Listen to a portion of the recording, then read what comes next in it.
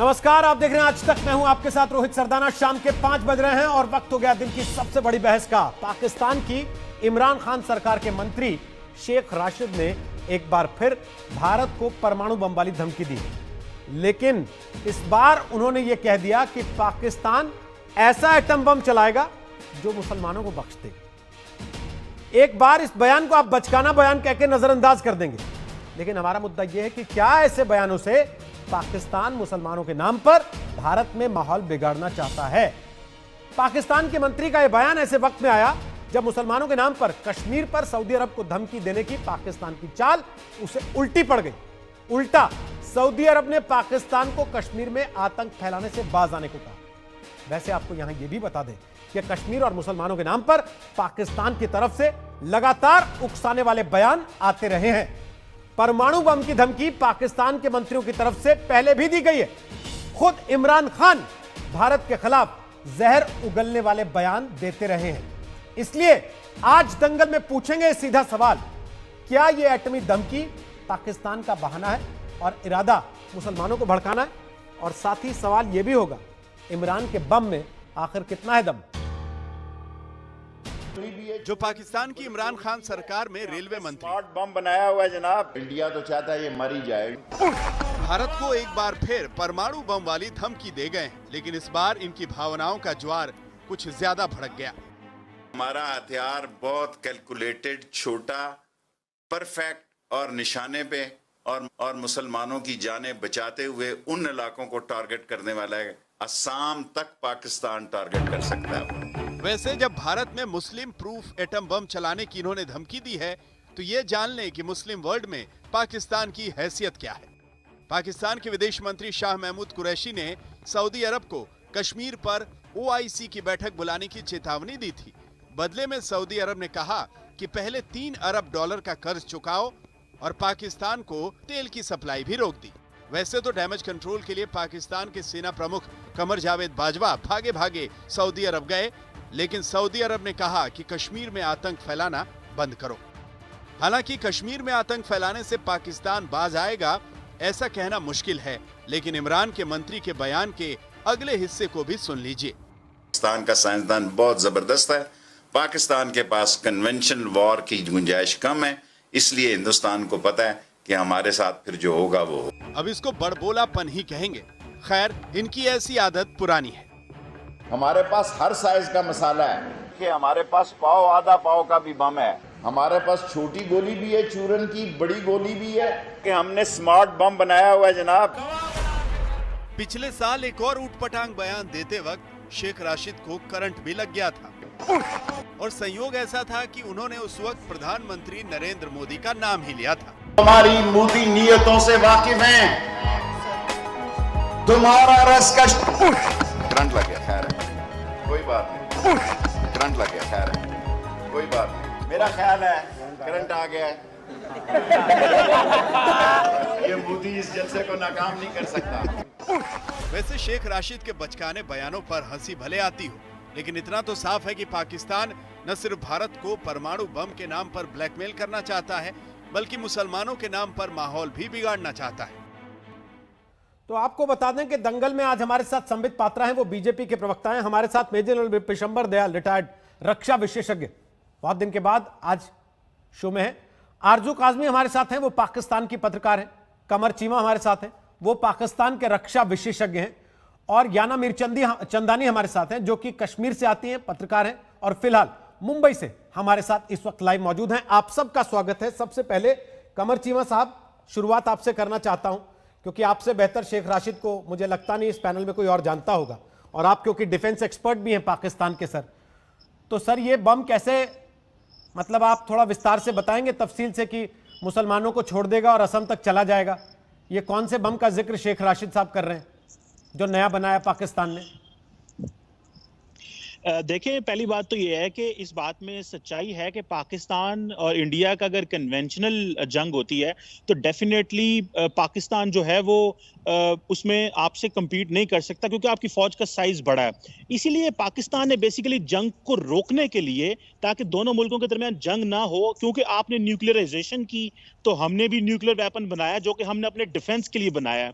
तो जो शेख रशीद साहब कह रहे हैं कि हमारे पास बेसिकली वो आधा पाव के बॉम्ब को बेसिकली इसलिए कह रहे हैं, वो tactical short range nuclear missiles की बात कर रहे हैं कि जो टैक्टिकल हमारे पास मिसाइल्स हैं जिनके अंदर न्यूक्लियर होगा। आधे पाव वाला बम तो पुराना है उनका। ये जो नया उन्होंने निकाला है कल कि ये मुसलमानों को छोड़ देगा, ये आपने न्यूक्लियर बम को कैसे ट्रेन किया है कि ये मुसलमान है इसको छोड़ देना है और ये मुसलमान नहीं है इसको मार देना? ये आपने कैसे ट्रेन किया है उस बम को, कैसे तैयार किया? मैं वही बयान करने लगा हूं। देखें, ये हो ही नहीं सकता। बम को क्या पता कि वो किसी मुसलमान को मार रहा है, हिंदू को मार रहा है, ईसाई को मार रहा है, यहूदी को मार रहा है। बम तो बम है। लेकिन क्योंकि शेख रशीद के शायद कहने का मकसद ये हो कि हम किसी उसी जगह हिट करेंगे जहां पे मुसलमानों की पॉपुलेशन ना हो और हिंदुओं की पॉपुलेशन हो। मुझे जो लगता है, उन्होंने कहा वो तो वही खुद ही उसी को बयान कर सकते हैं, लेकिन ये तो नहीं हो सकता कि जो बम है वो हिंदू को मारे और मुसलमान को ना मारे। लेकिन शेख रशीद का अपना एक पर्सपेक्टिव है। वो जो आधी बात उन्होंने बिल्कुल ठीक की है कि हम बेसिकली जंग रोकना चाहते हैं, लेकिन हम पे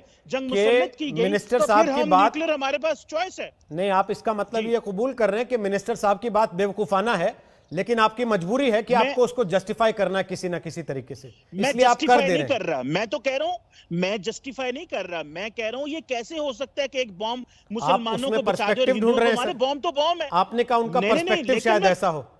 भाई, पर्सपेक्टिव ये है कि वो इस जगह मारा जाए जहां हिंदुओं की पॉपुलेशन ज्यादा हो। शायद उनका ये मकसद होगा। मैं ये नहीं कह रहा कि सर वो तो रूट मैप भी बता रहे थे उनका कि ये असम तक चला जाएगा।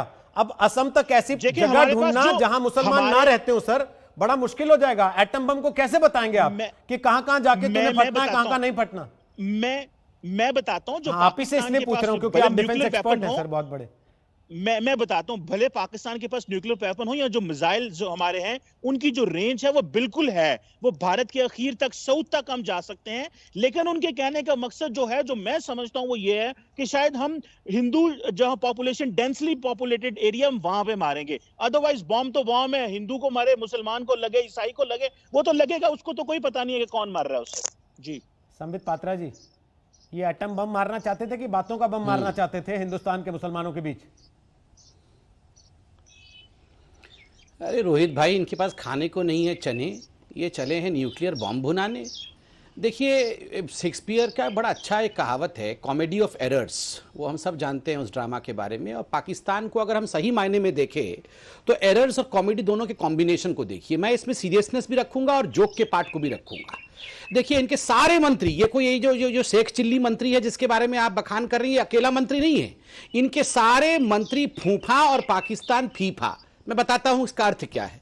इनके कुछ मंत्री गिनाता हूं। एक तो ये शेख रशीद है, जिसने हजारों बार न जाने क्या क्या कहा हुआ है। करंट लगता है तो कहता है मोदी घुस गया है, उस वायर के अंदर करंट लगा दिया।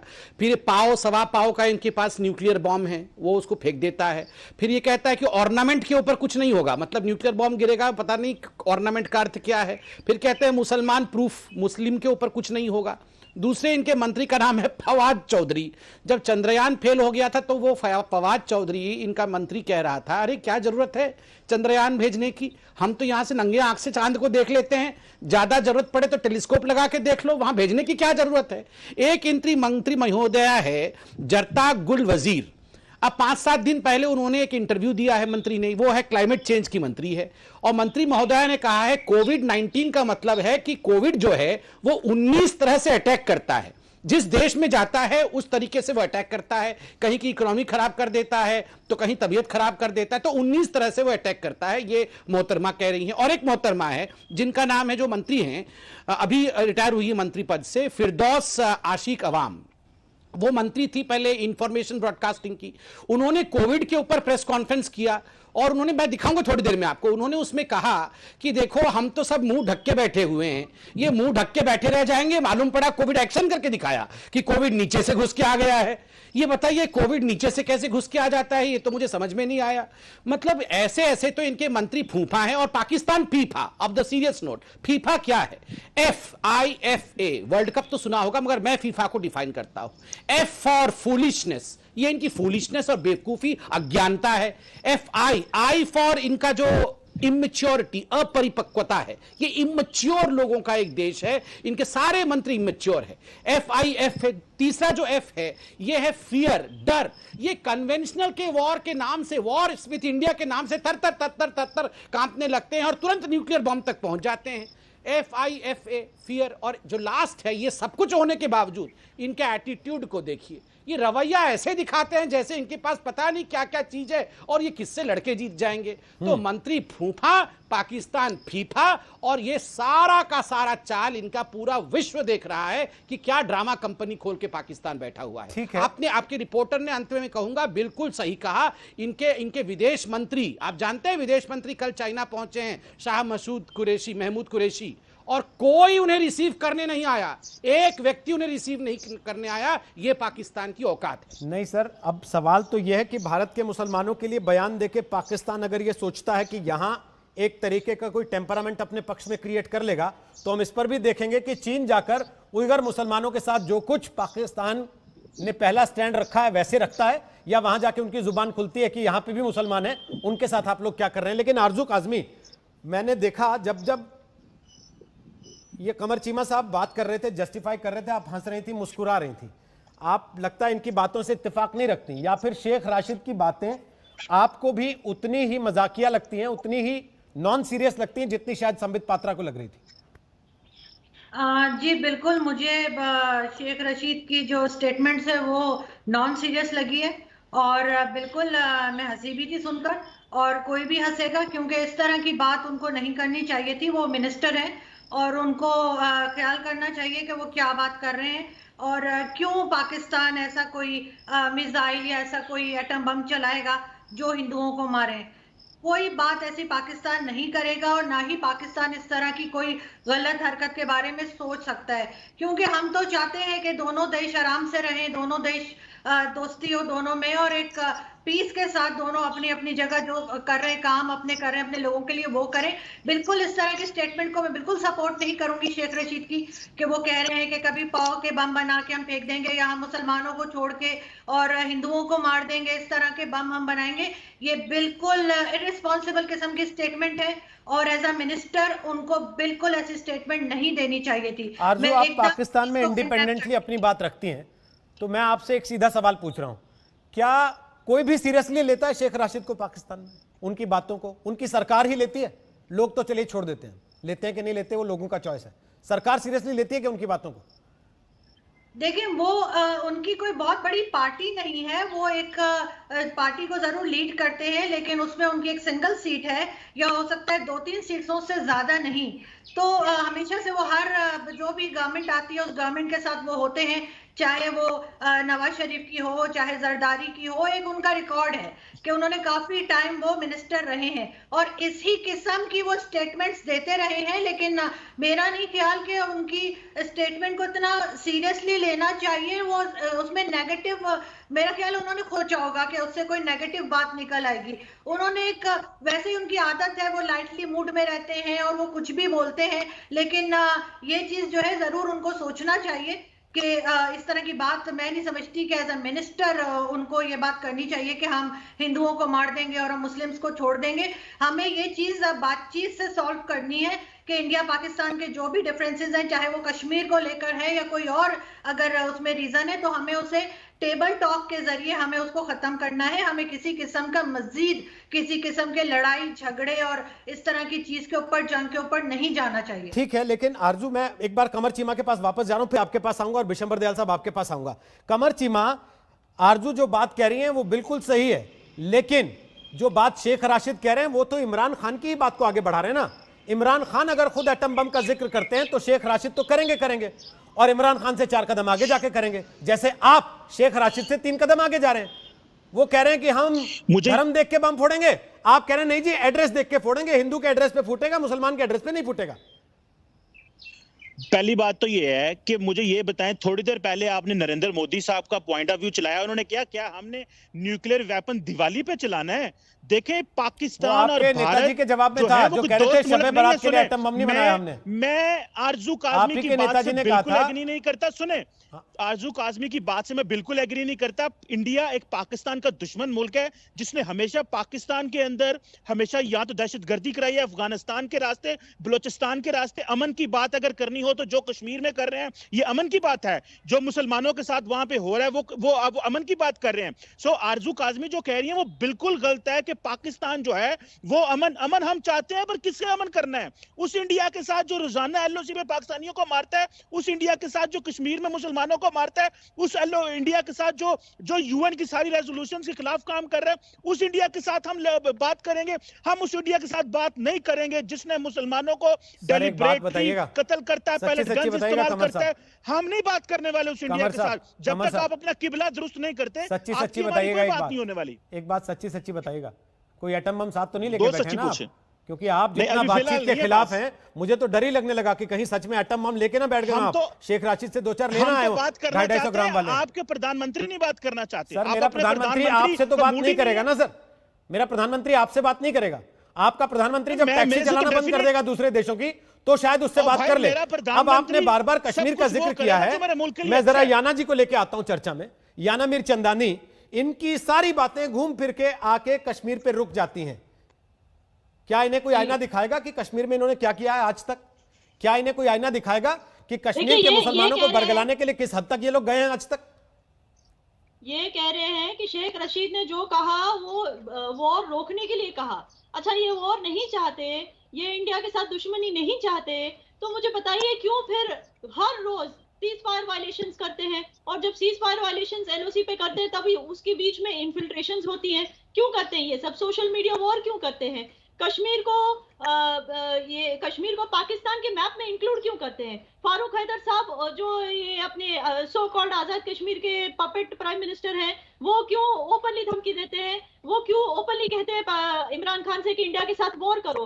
इनकी मलिहा लोडी जो एक्स क्या थी फॉरेन मिनिस्टर, वो क्यों यूएन कन्वेंशन में जाके झूठी फोटो दिखाती है आईसिस विक्टिम की और कहती है कि ये कश्मीर में विक्टिम है? तो इस तरह की झूठी प्रोपेगेंडा क्यों? कश्मीर में नार्को ट्रेड क्यों फैलाते हैं? और ये इनसे कहिए कि पहली बात तो ये मुसलमानों को रिप्रेजेंट करना बंद कर दीजिए, क्योंकि मुसलमानों की जो कंट्रीज हैं ओआईसी उसमें इनकी जो पोजीशन है वो काफी वीक है इस वक्त, क्योंकि बहुत सारे अरब कंट्रीज इनसे खफा होकर बैठे हैं इस वक्त, ये इनको पता है। तो प्लीज हम मुसलमानों ने इन्हें रिप्रेजेंटेटिव नहीं बनाया है। ये दुनिया में मुसलमानों की रिप्रेजेंटेशन करना बंद कर दे। इनफैक्ट इन लोगों ने मुसलमानों का नाम खराब किया है दुनिया में। इस्लामोफोबिया अगर है दुनिया में तो इन लोगों की वजह से है। तो ये जो शेख रशीद की बातें, ये गुमराह करने वाली बातें, इस तरह की बातें, और आप कहते हैं कि सीरियसली नहीं लेना चाहिए इनकी बातें। मैं कहती हूँ कि पाकिस्तान को दुनिया की हर कंट्री को सीरियसली लेना चाहिए। कोई सीरियसली ले क्यों नहीं रहा इस रोग नेशन को? आप सोचिए, जो न्यूक्लियर इन लोगों ने इलीगल तरीके से प्रोक्योर किया है, आज तक किसी भी ये रेप्यूटेड जो कहते हैं बॉडीज हैं, वर्ल्ड बॉडीज ने इनको as a nuclear nation approve किया ही नहीं है। तो इन्होंने इलीगली प्रोक्योर किया हुआ न्यूक्लियर इतने ओपनली फ्लॉन्ट कर रहे हैं कि जो चोरी किया हुआ न्यूक्लियर पावर इतने ओपनली फ्लॉन्ट कर रहे हैं ये लोग, और इतने ओपनली ये लोग टेररिज्म को कंटिन्यू रख रहे हैं ताकि यूनाइटेड स्टेट्स से इनको एड्स मिलती रहे। तो मतलब कि कंट्रीज इनको क्यों सीरियसली नहीं ले रही? अगर सारी कंट्रीज मिलके इनको मजा चखाएंगे तो दुनिया से टेररिज्म खत्म हो जाएगा, क्योंकि हर कोई जानता है कि टेरर ब्रीडिंग ग्राउंड तो पाकिस्तान ही है। चाइना इनके साथ दोस्ती कर रही है, झूठी दोस्ती, जस्ट बिकॉज इंडिया के साथ राइवलरी है। यूनाइटेड स्टेट्स भी इनको झेल रहा है जस्ट बिकॉज सोवियत वॉर में हेल्प किया था।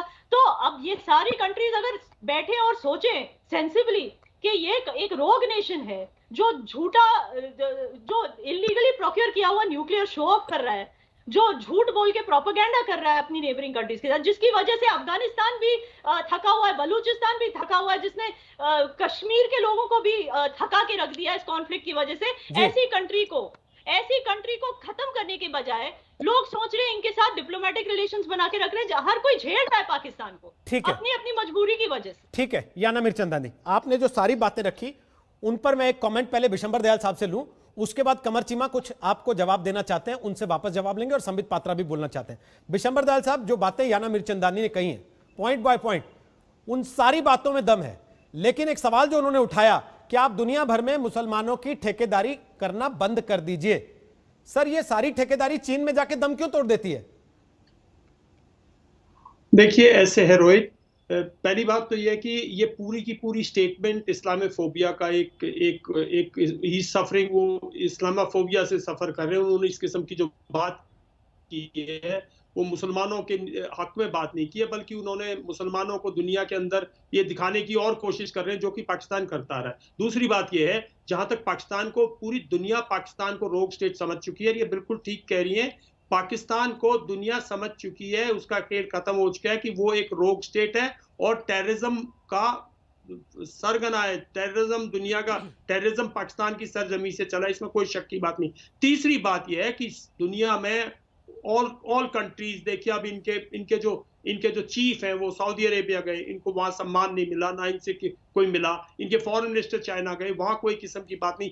आज दर दर की ठोकरें खा रहा है पाकिस्तान, बिकॉज पाकिस्तान को इंटरनेशनल कम्युनिटी ने ऑलमोस्ट बाइकआउट कर दिया है। और पाकिस्तान की, और मैं एक और बात कहूं, ये जनाब का आखिरी लम्हा होगा, क्योंकि पाकिस्तान में बहुत जल्दी इमरान खान साहब का वक्त पूरा हो चुका है, ये सरकार का वक्त पूरा हो चुका है। पाकिस्तान के लोगों का ध्यान बटाने के लिए इस किस्म की बातें करें।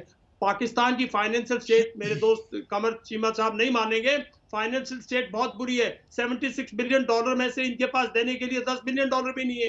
कहां से देंगे ये? इनके ऊपर इतना तो लोन है, मतलब एक जो ये नहीं कर सकते। आप एक बात, सिंपल सी बात है, आज इनकी फाइनेंशियल स्टेट है और आप इनकी पावर, न्यूक्लियर पावर की बात कर रहे हो। अरे इनके nuclear power, nuclear assets functional नहीं होंगे, क्या बात करते हो? इनके डिलीवरी मींस फंक्शनल नहीं होंगे। पाकिस्तान के अंदर पिछले 5-6 साल से बिल्कुल पाकिस्तान टूट चुका है। ये एक फसाड बनाए हुए हैं रोहित। अगर इनमें थोड़ा सा भी दम होता तो सर्जिकल स्ट्राइक के बाद ये फड़फड़ाते। ये वो पाकिस्तान नहीं है जो 60-70 में फड़फड़ाता था, ये वो पाकिस्तान है जो अपनी हार मान चुका है। ये तो भारत को सोचना है कि अब इसका करना क्या है। ये तो हमें सोचना है, संबित पात्रा एंड पार्टी को सोचना है कि अब इसको कैसे करना है, क्या करना है। इसको तोड़ना है, इसको जोड़ना है, इसको जिंदा करना है, या इसको मिलाना है, या इसको देखिए, पाकिस्तान की वो स्टेट नहीं है। पाकिस्तान के जितनी पावर लीवरेजेस हैं वो खत्म हो चुके हैं। एज ए नेशनल कमर चीमा आपको जवाब देना चाहते हैं। कमर चीमा रिएक्ट कर रहे हैं आपकी बात पे। संबित पात्रा फिर आ रहा हूं आपके पास। बोले कमर चीमा। सर, एक सवाल का जवाब और दे दीजिएगा। चीमा साहब, एक सवाल का जवाब और दे दीजिएगा। अगर सारी मुसलमानों की ठेकेदारी आप लेना ही चाहते हैं सर, चीन में भी लीजिए ना सर।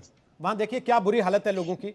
वहां मस्जिद तोड़ के टॉयलेट बना देते हैं वो, और आप लोगों के मुंह से चूं तक नहीं निकलती सर, चूं तक नहीं करता पाकिस्तान।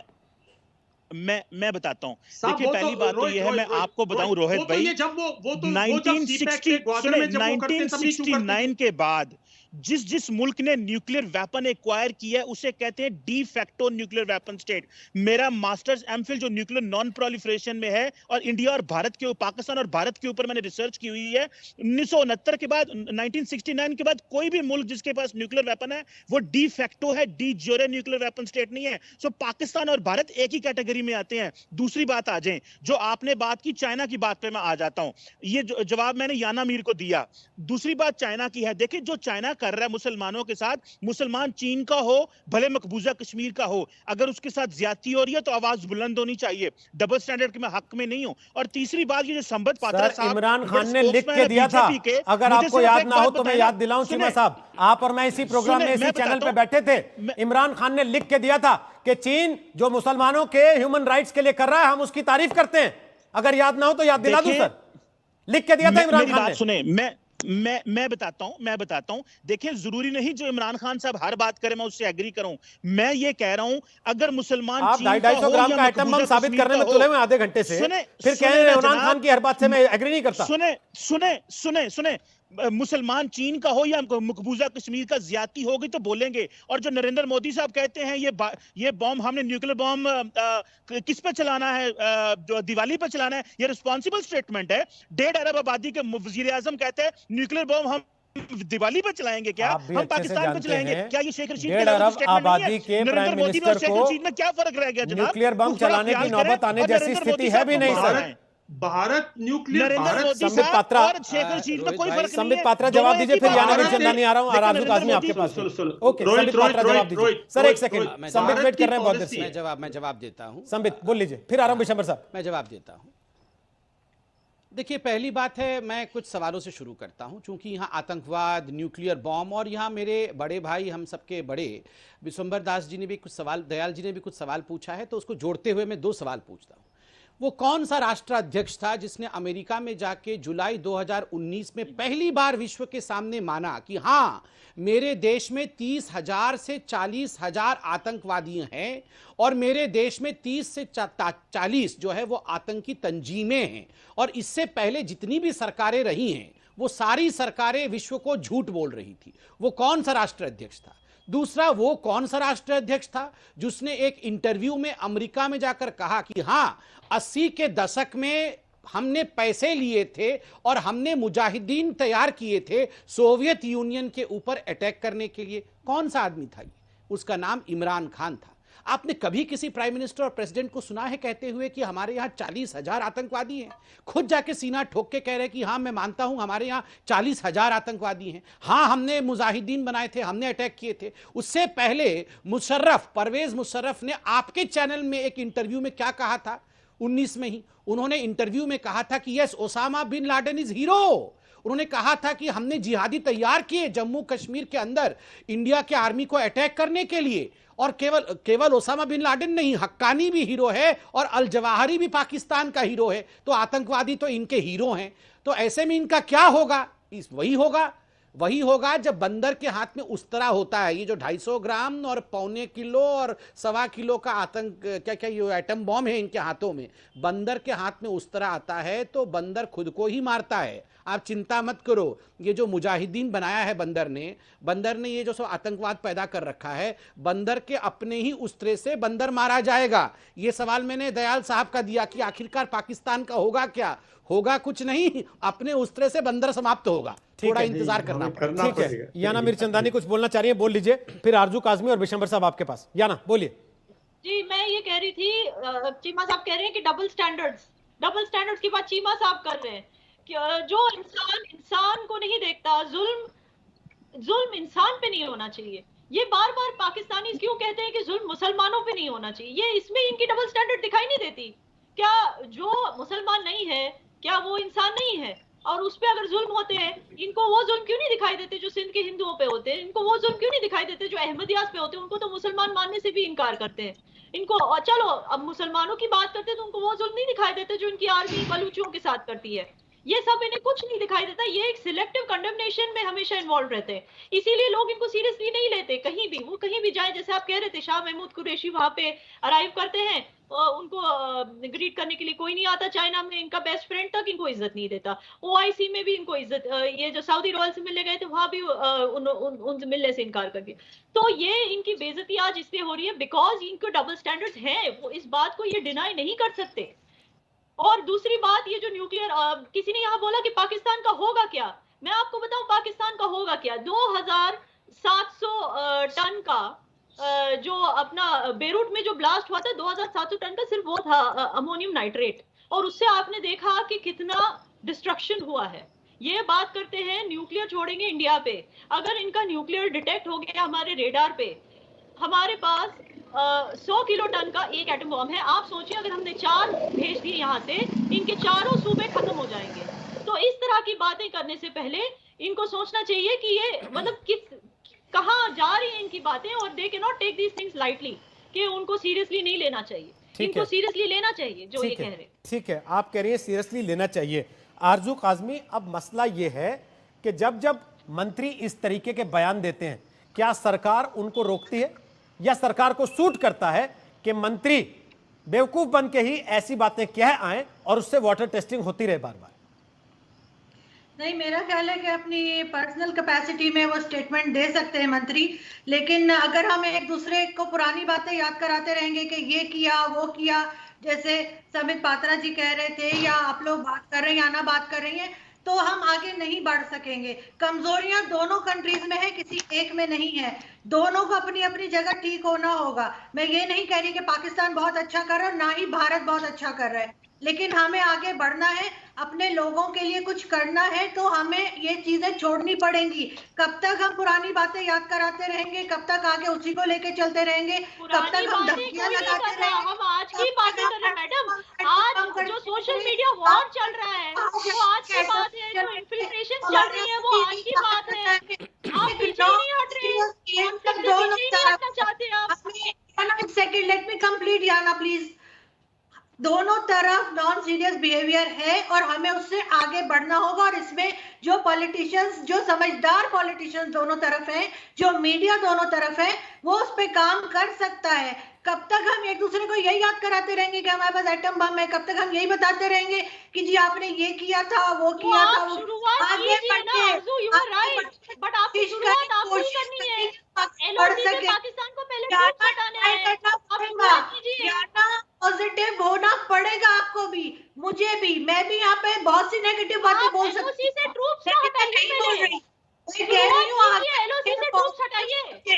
बस कर देंगे लड़ाई, बहुत हो गई, हम लोग तंग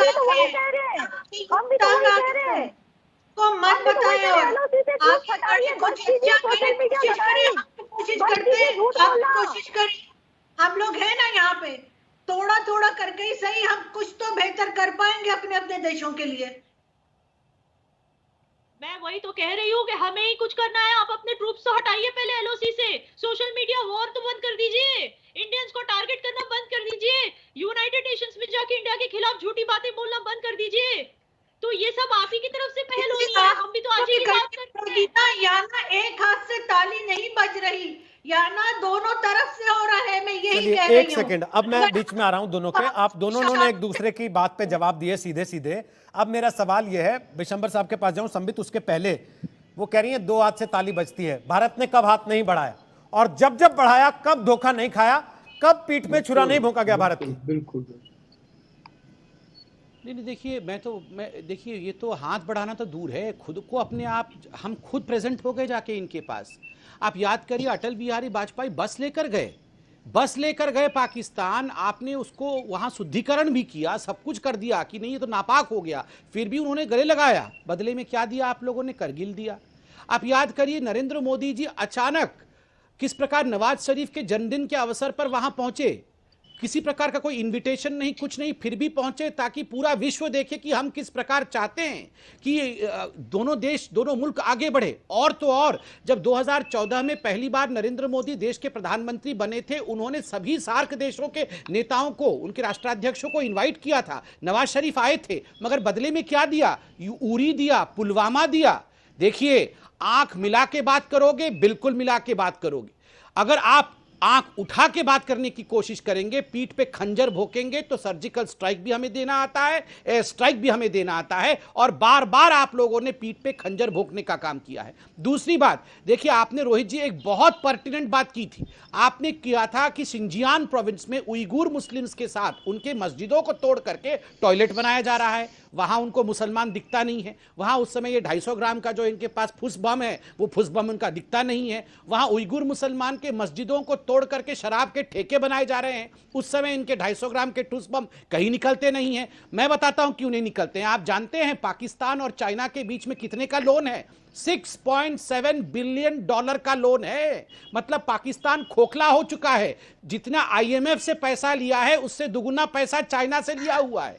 और इस इन्वेस्टमेंट को, चाइना और पाकिस्तान का इन्वेस्टमेंट पार्टनरशिप है, ये ढाबा पार्टनरशिप है। ढाबा मतलब चाइना रोड बनाएगी, चाइना सब कुछ करेगा, और पाकिस्तानी बगल में ढाबा खोल के चाय पिलाएगा। आजा रे आजा, ये थोड़ा चाय पी लो हमारे। ये ढाबा वाले हैं, ये ढाबा वाले इन्वेस्टमेंट वाले हैं। मैं बिल्कुल कोलोक्वियल लैंग्वेज में और नॉर्मल लैंग्वेज में समझा रहा हूं, ताकि गांव के भी हमारे दर्शक समझ सके। ये पाकिस्तान ढाबा वाला है, चाइना को चाय पिलाते रहता है, वहां पर पकौड़े खिलाते रहता है, यही इनकी औकात है। इस कारण से उइगुर मुसलमान के बारे में ऊंचू नहीं करते हैं। ये सारा का सारा बाकी मुसलमान का ठेका लेने की कोशिश करते हैं। अरे OIC ने, जो आपके इस्लामिक कंट्रीज का इतना बड़ा जमावड़ा है, उन्होंने तो आपको धक्का देके बाहर निकाला हुआ है। वो तो आपको सुन नहीं रहे हैं। आप कौन सा ठेका ले रहे हो मुसलमानों का? यहां पर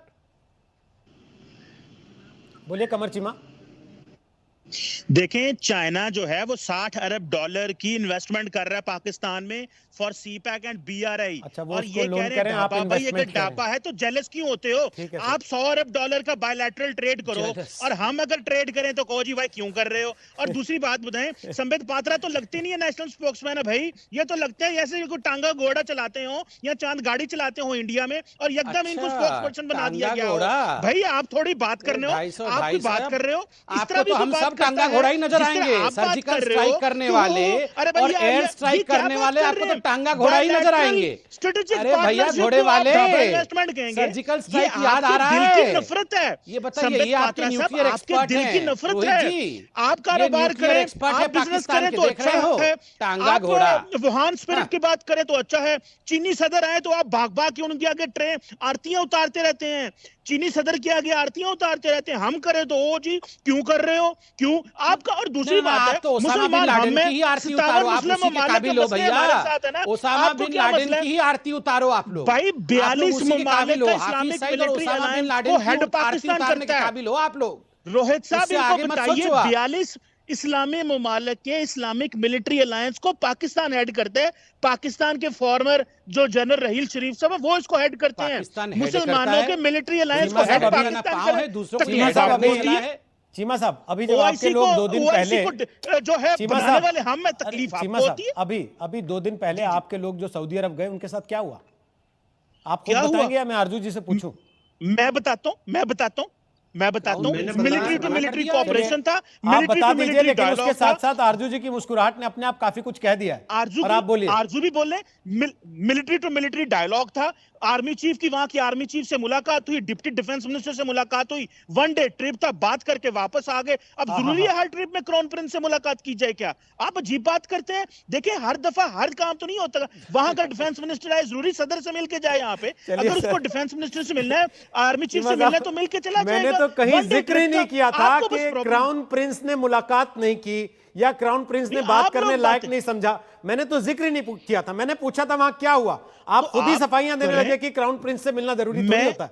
तो समझ में आ गया सर। आप यही नहीं, इसीलिए मुझे लग रहा है आप आरजू ये जी हंस तनकीद रही कर थी रहे थे, पहले मैंने ही। जवाब दे दिया। नहीं, मैंने जिक्र ही नहीं किया था, लेकिन आप खुद ही 2 कदम आप आगे बढ़ के भले बता जिक्र रहे ना हैं। करें, आप हर इसका चीज का मतलब जिक्र आप थोड़े बेहतर करते हैं। जानते हैं इस बात को कि किस चीज में आपकी गर्दन फंसी हुई है। बिशंबर दयाल साहब, कोई गर्दन नहीं फंसी हुई। सर आपकी गर्दन फंसाना थोड़ा मुश्किल होगा, वैसे भी देख के लग रहा है, साइज देख के। लेकिन बिशंबर मैं दयाल सेहतमंद साहब, हूं। बिशंबर दयाल साहब, अब मसला यह है कि वो कह रहे हैं कि चाइना हमारे यहां सड़क बनाए तो भाई वो इन्वेस्टमेंट है, आप उसको लोन क्यों कहते हो? ओसामा बिन लादेन हमारे यहां मकान बनाए तो वो उसकी रिहाइश है, आप उसको छुपा हुआ क्यों कहते हो? देखिए रोहित, पहले तो आपको एक बात स्पष्ट समझनी पड़ेगी और भारत के मुसलमानों को सब स्पष्ट समझनी पड़ेगी। पाकिस्तान का इस्लाम या मुसलमानों के भले से कोई लेना देना नहीं है, कभी भी नहीं था। पाकिस्तान तो जब उभरा है, जब पाकिस्तान का लेना देना सिर्फ उग्रवाद से था और इस्लाम के अंदर उग्रवाद फैलाने से था। पाकिस्तान का मुसलमानों से क्या लेना था? सन 47 में अगर जम्मू एंड कश्मीर में लोग मारे थे तो वो मुसलमान नहीं थे क्या? कैसी बातें करते हो? इन्होंने कभी मुसलमानों का ठेका था ही नहीं। ये मुसलमानों के ठेकेदार नहीं है, इनका इस्लाम से कोई वो नहीं है। दूसरी बात रोहित, मैंने कहा था कि ये तो भारत को सोचना है। मैंने ये नहीं कहा कि पाकिस्तान का क्या होगा, मैंने कहा भारत को सोचना है, हमें सोचना है कि इनका करना क्या है। क्योंकि देखिए, ये फाइनेंशियली ये देश बहुत जल्दी बैंकरप्ट, बिल्कुल फेल होएगी फाइनेंशियली। पॉलिटिकल अनस्टेबिलिटी है बहुत जल्दी। रोहित मेरी बात मानना, ये एक टर्नओवर जरूर होगा, हो सकता है यही सरकार को यही चीफ ओवरटेक कर ले, लेकिन पॉलिटिकल अनस्टेबिलिटी है और चाइनीज एग्रेशन है, चाइनीज कंप्लीट टेक ओवर है। भारत को सोचना पड़ेगा कि हमारे लोग हैं वहां, पूरे पीओके में हमारे लोग हैं। और मैं नहीं कहता सिंध में और वहां हमारे लोग नहीं, आखिर हमारे लोग हैं। ये कुछ उग्रवाद लोग, कुछ उनकी सरकार है, कुछ इनकी मिलिट्री, कुछ इनकी आईएसआई, उसने उन लोगों को तबाह कर रखा है। इन लोगों को मरने दें, लुटने दें, इन लोगों से, चाइना से इनका गुलाम बनने दें, चाइना को टूटने दें इस मुल्क को, या बचा के रखें। दो साल की बात नहीं कर रहा, आने वाले 5 साल में भारत को सोचना होगा कि पाकिस्तान को बचा के रखना है या टूटने दें, बिखरने दें, उग्रवाद इसको टेक ओवर कर ले। पाकिस्तान का भविष्य, सऊदी अरेबिया ने क्यों मुंह तोड़ा है? पूरी ओआईसी कंट्रीज क्यों दूर हो गए? सबको मालूम है। चाइना सिर्फ इसलिए नहीं क्योंकि चाइना का एक स्टूज है, चाइना को अपना गॉर्डर, चाइना को गॉर्डर चाहिए, चाइना को एक्सेस चाहिए कंप्लीट हिंद महासागर में, तो चाइनीज अभी नहीं बोलेंगे। और चाइना, जहां तक इस्लाम की बात है, चाइनीज इस्लाम जो मैं बात कर रहा हूं, वो तो अपने सीपैक पे करते हैं, वो पाकिस्तान की कहां इज्जत करते हैं? आप कह रहे हो वो वहां इस्लाम की इज्जत नहीं करते चाइनीज, तो पाकिस्तान चुप रहता है। अरे पाकिस्तान के अंदर वो उनकी इज्जत नहीं करते, वहां उनकी बेइज्जती करते हैं, वहां उनको नकारते हैं, वहां पाकिस्तान नहीं बोलता। तो पाकिस्तान, तो हमें सोचना है कि इस मुल्क को किस तरह से, क्योंकि हमारा पड़ोसी है, बहुत हमारा पड़ोसी नहीं है, हमारा एक अंग था एक दिन, तो हमें क्या करना है, कैसे करना है, और किस तरह से, क्यों जाने दे चाइना के पास, क्यों बिखर के टूटने दे, क्यों उग्रवाद टेक ओवर कर ले। और मैं समझता हूं कि इनकी कोई हिम्मत नहीं है, इनका न्यूक्लियर वो भूल जाइए साहब। मैं लिख के दे सकता हूं कमर चीमा को, अगर ईरान ने इनके ऊपर 2 ठोक दिए तो इनके पास कुछ भी नहीं है। ये भारत की पॉलिसी देखिए, पूरी दुनिया को पता है हमारी पॉलिसी, न्यूक्लियर पॉलिसी बहुत क्लियर है। हम फर्स्ट यूज नहीं करते, हम डिफेंस में तब यूज करेंगे जब मानववाद खत्म होएगा। अगर भारत खत्म होने की चिंता होगी तो हम यूज करेंगे। हम न्यूक्लियर बॉम्ब के दम पर दुनिया में हम पीस के दम पर, प्रॉस्पेरिटी के दम पर दुनिया में अपनी कौन सा पीस? ठीक है सर, ये हकीकत है दुनिया में। चीमा साहब अभी एक सेकंड में आ रहा हूं। संबित पात्रा कुछ कह रहे हैं, बोल लीजिए, फिर आरजू जी कुछ बोलना चाहते हैं, बोलिए संबित। देखिए, एक बहुत महत्वपूर्ण अंग हमने छोड़ दिया है इस डिबेट में। अभी हाल फिलहाल में यूएई और इस्राएल के बीच में जो करार हुआ है अमेरिका के अंदर, अभी सबसे बड़ा हेडेक पाकिस्तान का वो करार है। ये जो शेख चिल्ली मंत्री है इनका, ये तो जो कह रहा है ठीक है, मगर अभी पाकिस्तान के दिल के ऊपर वो मूंग दला हुआ है कि ये इस्राएल और यूएई कैसे एक हो गए हैं, इनका अब एम्बेसडरशिप चलेगा, अब ये कैसे आगे बढ़ रहे हैं, नंबर 1। नंबर 2, देखिए ये न्यूक्लियर बॉम्ब 250-200 पाव, कितने पाव का कर रहे हैं न्यूक्लियर बॉम्ब। एक बड़ी बात मैं बताता हूं, अभी कोविड और पैंडेमिक का विषय चल रहा है। आप जानते हैं पिछले हफ्ते इमरान खान जी ने क्या कहा?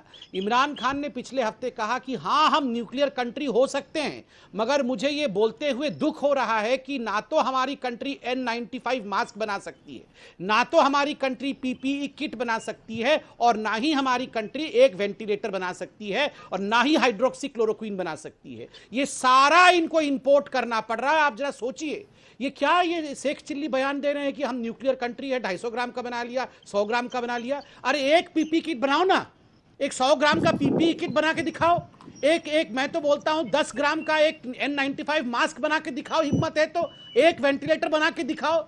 अरे भैया, क्या डेवलपमेंट की बात आप करते हो, क्या शेख चिल्ली बातें करते हो। और इनके और नहीं, ये अच्छा हंस भी रहे हैं। और आप टांगा गाड़ी की बात कर रहे थे अभी, मैं बताऊं आपके यहाँ तो टांगा गाड़ी भी नहीं है, आपके यहाँ तो गधा गाड़ी है। आपकी पूरी इकोनॉमी गधे के ऊपर डिपेंड है, गधे के सेल के ऊपर आपको। और ये मजाक नहीं कर रहा हूं मैं, आप पूछिए यहाँ आरजू जी से, आरजू जी से पूछिए, पूरी इकोनॉमी पाकिस्तान की गधे की सेल के ऊपर डिपेंड है कि हम गधा बेचेंगे तो हमारी इकोनॉमी चलेगी। उनके यहाँ तो टांगा गाड़ी भी नहीं है। ये तो हमारा शोले पिक्चर और बसंती को देख के टांगा गाड़ी के बारे में जानते हैं, वरना टांगा गाड़ी कहाँ है पाकिस्तान में?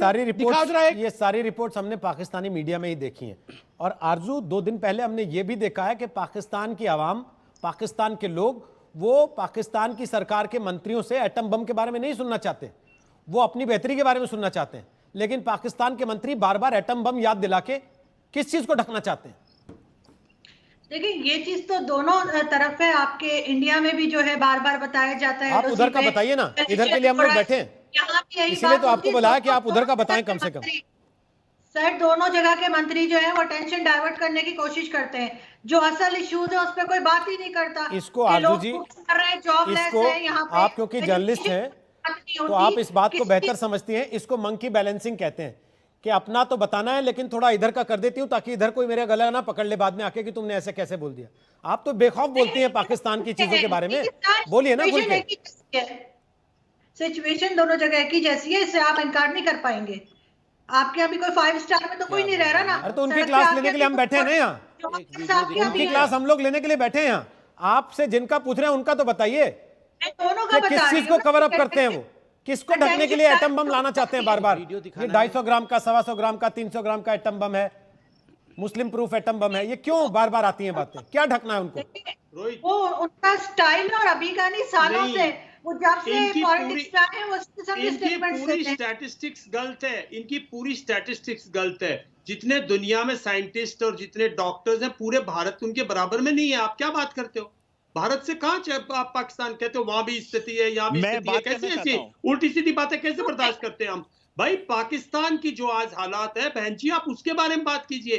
भारत तो आज बहुत दूसरे लेवल पे दूसरे लेवल देखना, आपके सामने कमर चीमा, आपके सामने देखना 5-6 साल में चाइना गिर चुका होगा जिस तरह से वो चल रहा है। भारत सर समय समाप्त हो रहा है। संबित पात्रा कुछ वीडियो दिखाना चाह रहे हैं। संबित जी 20 सेकंड है केवल। कमर साहब भी कुछ बोलना चाह रहे हैं, बोलिए संबित पात्रा पहले फटाफट। आखिरी बात 19 वो है पॉइंट से जो किसी भी मुल्क पे किसी भी तरीके से अप्लाई हो सकता है, उनकी अपनी इम्यूनिटी को जो है वो डेवलप करें। जो ईद के करें, ये फ्लू है, कोविड-19 का मतलब है कि इसके 19 वो है पॉइंट से जो किसी भी मुल्क पे किसी भी तरीके से अप्लाई हो सकता है, उनकी अपनी इम्यूनिटी को जो है वो डेवलप करें। जो आपने सुना क्या इनके मंत्री क्या कह रहे हैं? कोविड-19 जो है वो 19 तरीके से, 19 का अर्थ है 19 तरीके से किसी भी मुल्क को इफेक्ट कर सकता है। ये तो इनके सारे मंत्रियों का हाल है। चलिए अब चीमा साहब इसको जस्टिफाई करना चाह रहे हैं, वो बताएंगे 19 तरीके कैसे होते हैं कोविड के। जैसे उन्होंने बताया कि एटम बम मुसलमान का घर कैसे ढूंढता है और हिंदू का कैसे। बोले चीमा साहब, समय खत्म हो गया। हालांकि ये स्पेशल प्रोविजन आपके लिए 20 सेकंड का। रोजाना भारत में 1000 बंदा मरता है, 70,000 बंदा कोविड का पेशेंट बन रहा है डेली बेसिस पे। साउथ एशिया के सबसे इररिस्पांसिबल मुल्क है। या जैसे आपने एटम बम को सिखाया है कि भाई तुझे हिंदू का घर देखना है, मुसलमान का नहीं देखना, वैसे ही आपने गणित और स्टैटिस्टिक्स भी पढ़ा है कमर चीमा साहब। तो ब्रेक के बाद एक बार फिर आपका स्वागत है। दंगल में आज हमने आपसे पूछा था, परमाणु बम की धमकी के बहाने क्या भारत का माहौल बिगाड़ने की कोशिश कर रहा है पाकिस्तान? जो जवाब हमें मिले 98%, 98% लोगों को लगता है हाँ, जबकि 2% को लगता है कि ऐसा नहीं। छोटा सा ब्रेक लेना, ठीक 6 बजे हल्ला बोल देखिएगा अंजना के साथ। देख रही आज तक। नमस्कार, मैं हूं अंजना ओम कश्यप। हमें उम्मीद है ये वीडियो आपको पसंद आया होगा। लेटेस्ट खबरों के लिए यूं ही देखते रहिए आज तक, और इस वीडियो के पसंद आने पर लाइक, शेयर एंड सब्सक्राइब करना ना भूलें।